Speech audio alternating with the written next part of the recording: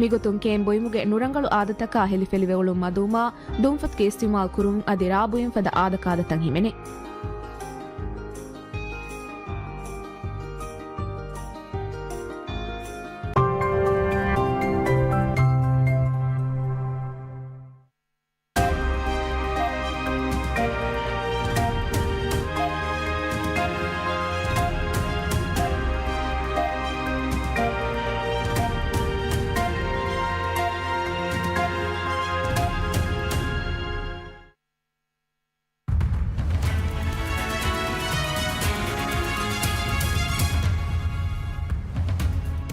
Making headlines this hour, President Dr. Muiz congratulates the Maldives national football team for winning the South Asia Super Cup 2025 following their decisive victory over Sri Lanka. President Dr. Muiz and the government of the Maldives issues a strong condemnation of a recent Israeli military strike on Doha, the capital of the state of Qatar. And President Dr. Muiz formally congratulates Anutin Charnvirakul on his election as Prime Minister of Thailand, expressing confidence in his leadership and a renewed commitment to advancing diplomatic cooperation.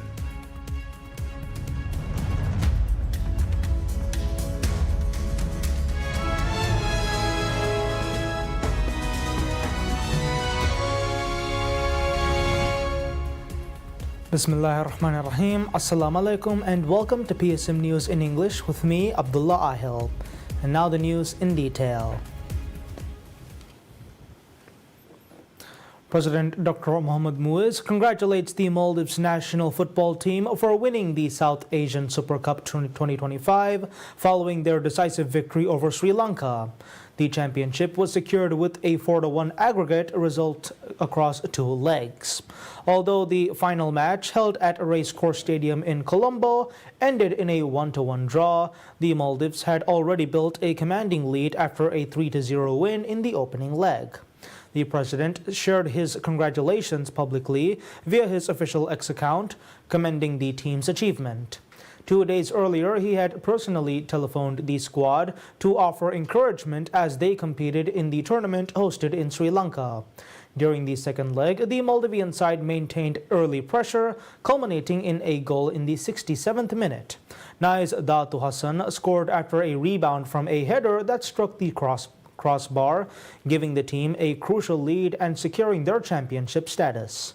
The win comes as the government has reiterated its commitment to revitalizing football nationwide.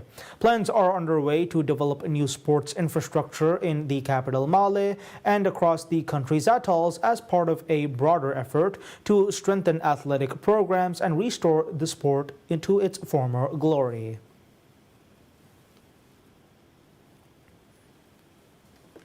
President Dr. Mohamed Muiz and the government of the Maldives issues a strong condemnation of a recent Israeli military strike on Doha, the capital of the state of Qatar.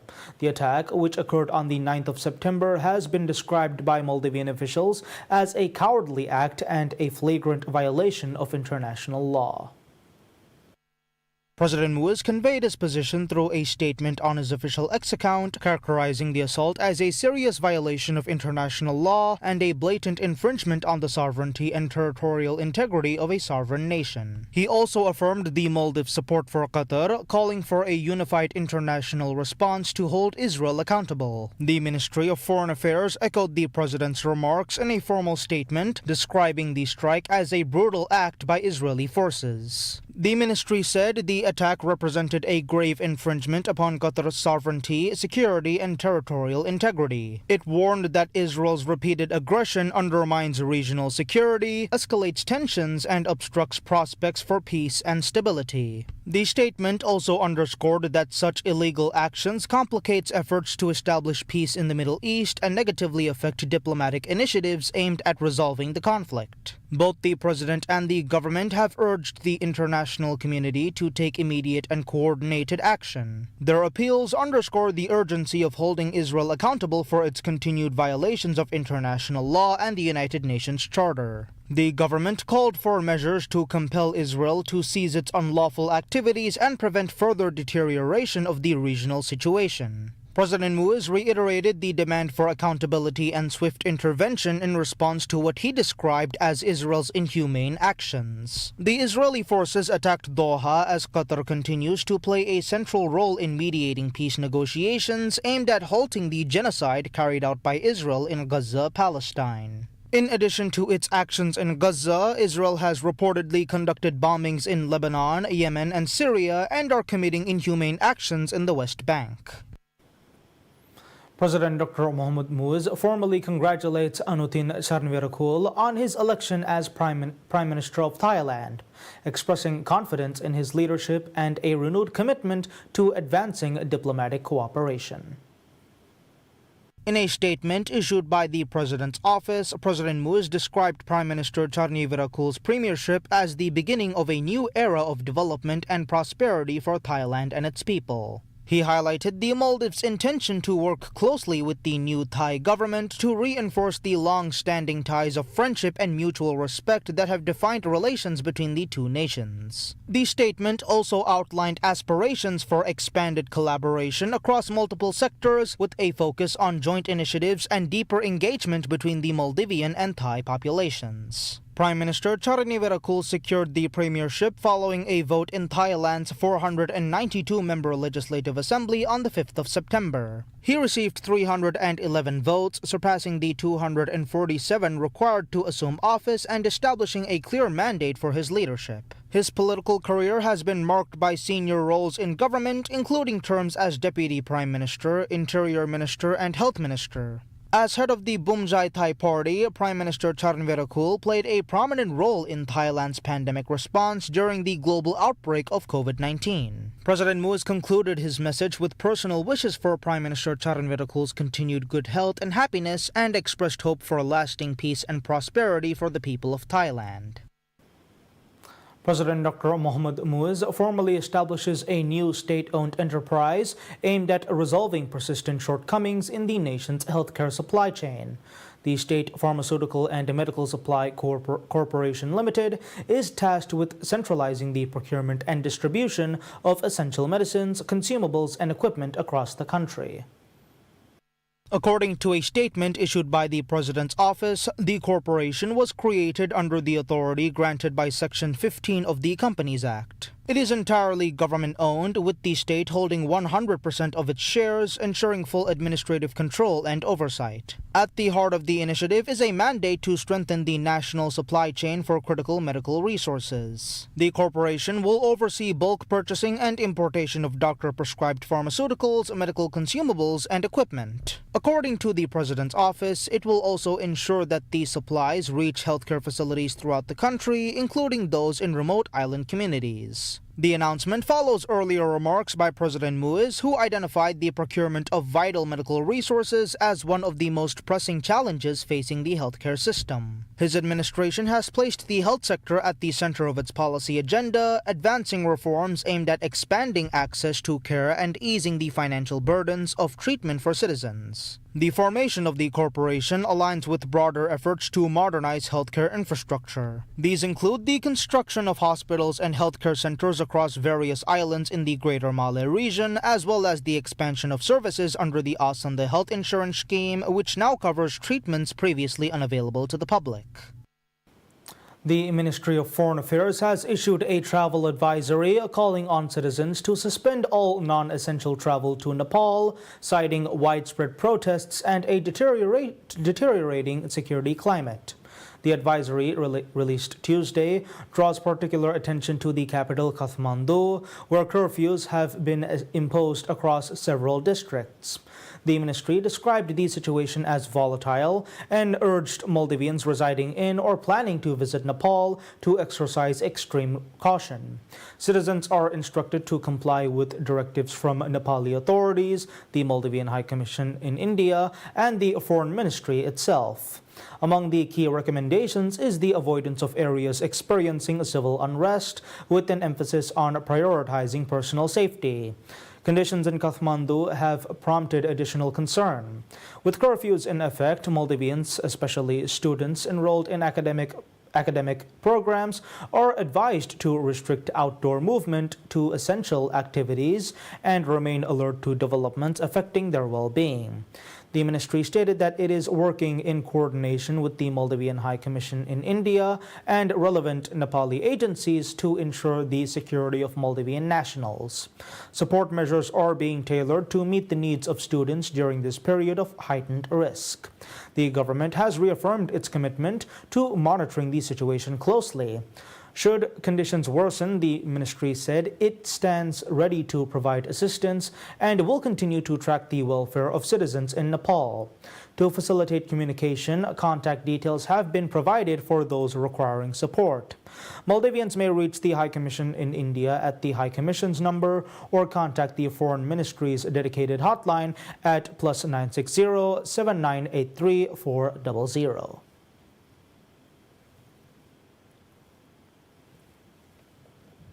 The Ministry of Islamic Affairs implements a new, stricter policy governing the construction of mosques by private entities, imposing strict deadlines and regulations to address long-standing project delays.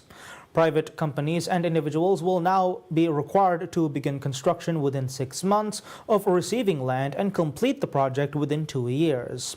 Failure to meet these deadlines will result in the land being reclaimed by the government. The new policy was formulated to combat the issue of private parties acquiring land for mosque construction but leaving projects incomplete for extended periods. Key provisions of the new policy include 2-year completion deadline, meaning private applicants will have a maximum of 2 years to complete mosque construction. 6-month commencement mandate, which translates to work must begin within 6 months of receiving the land allocation. Failure to do so will result in the government repossessing the land. Financial assurance, meaning applicants must provide evidence of having sufficient funds to start construction and assurances that the remaining finances will be available to complete the project. Exclusive use, meaning the policy prohibits the use of the mosque building for any administrative activities or the storage of personal property. The building must be maintained solely as a place of worship. And government handover, meaning upon completion, the privately built mosque must be handed over to the government. The ministry confirmed that the new regulations apply to both current projects and all new applications for mosque construction. According to the ministry, the enforcement of these rules is intended to accelerate the development of much-needed religious infrastructure and ensure that allocated land is used efficiently for its intended purpose.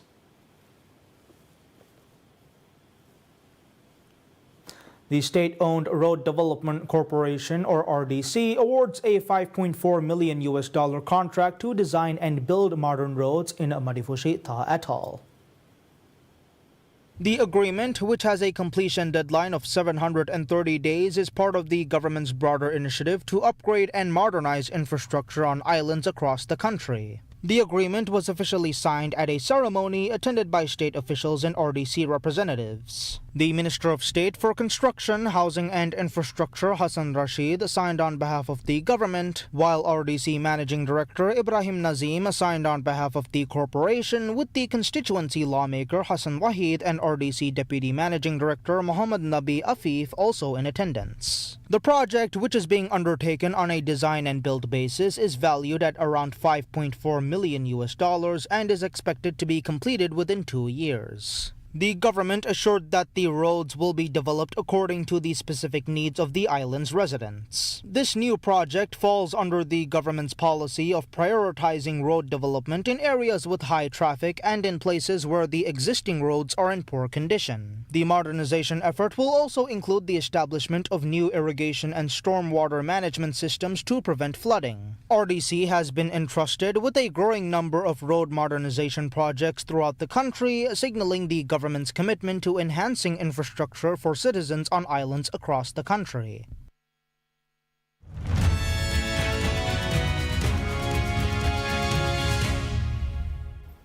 India's Foreign Minister Subramaniam Jaishankar calls for fair and transparent economic practices that benefit everyone in a virtual summit of the BRICS group of countries.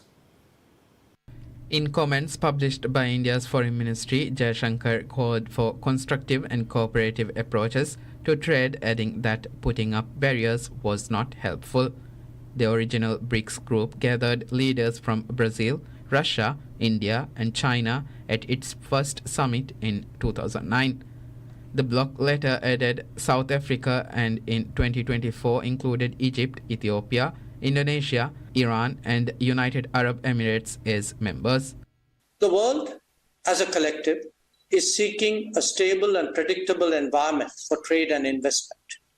At the same time, it is imperative that economic practices are fair, transparent, and to everyone's benefit. BRICS nations now represent more than half the world's population and 40% of its economic output. After US President Donald Trump imposed additional 25% tariff on Indian goods for buying Russian oil last month, doubling total duties to 50%, New Delhi is accelerating efforts to deepen trade ties with other partners.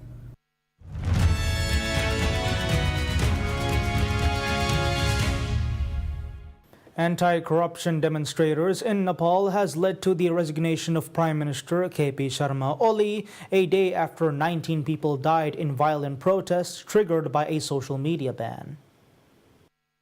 Oli's government, prior to his resignation, lifted the social media ban after protests turned violent, killing 19 and injuring more than 100 after police fired tear gas and rubber bullets at protesters trying to storm parliament.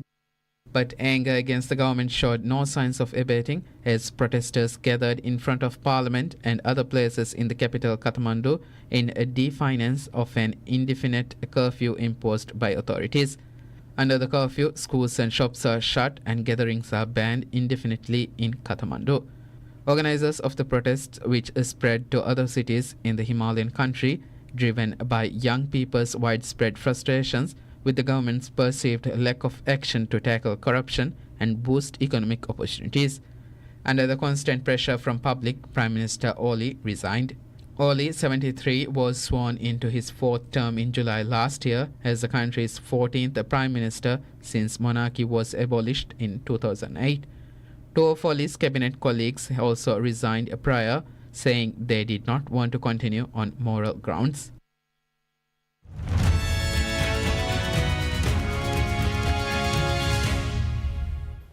Nottingham Forest sacks manager Nuno Espirito Santo, the Premier League club confirmed after the Portuguese admitted last month that his relationship with the club's owner, Evangelos Marenicas, had broken down.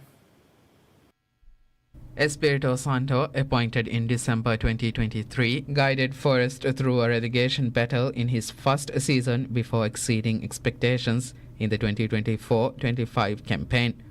Forest spent several weeks in the top three last term and finished 7th after their best top-flight campaign in 3 decades. They qualified for this season's Europa League, their first participation in a European competition in 29 years. The 51-year-old former Wolverhampton Wanderers and Tottenham Hotspur manager was given a contract extension until 2028 in June, but cracks in his relationship with the club's ownership had begun to show despite the promising results. What I said last week or 2 weeks ago, wasn't it, was my concern and why I was worried, because my job is always to try and anticipate what's coming ahead of us, and that's what I said, but I said it with respect, but the reality is that is not what it used to be. What it used to be was a good, respectful relationship, but was more based on trust and sharing opinions, and now is not so good.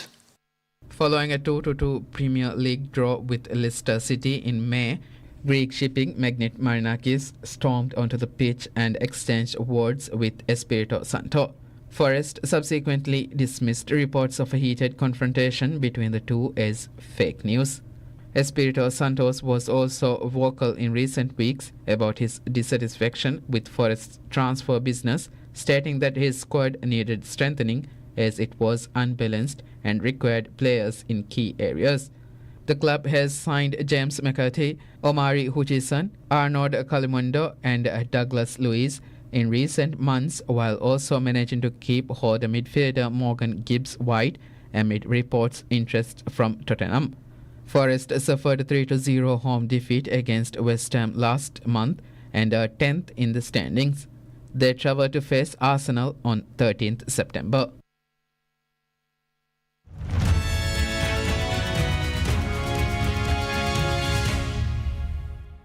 A study led by the University of Oxford develops an engineered food supplement that could help reverse the alarming decline in honeybee populations.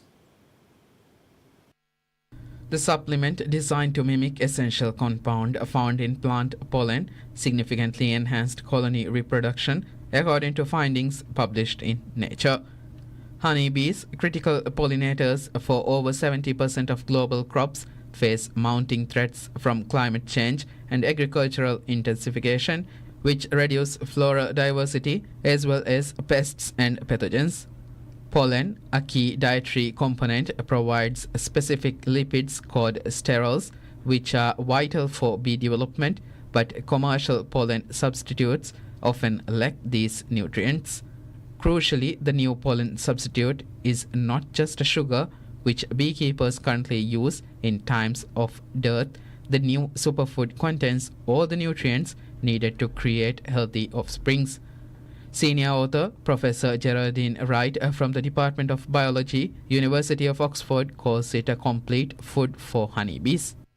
We started to understand that there were gaps in the year when bees just didn't have enough food available, and this was becoming more and more important as pollination of crops depended on domesticated bees, but also climate change affects the variability with which plants come into flower. And so you sometimes meet these very large periods where there's not enough forage for your bee populations, and that produces malnutrition in that population, and you lose a lot of colonies to disease as a result. The Oxford-led team, collaborating with other institutions, engineered the yeast Yerovia lipolytica to produce 6 key sterols identified in bee tissues. In 3-month trials in controlled glasshouse settings, colonies fed the sterol-enriched supplement reared up to 15 times more larvae to pupal stage compared to those on standard diets.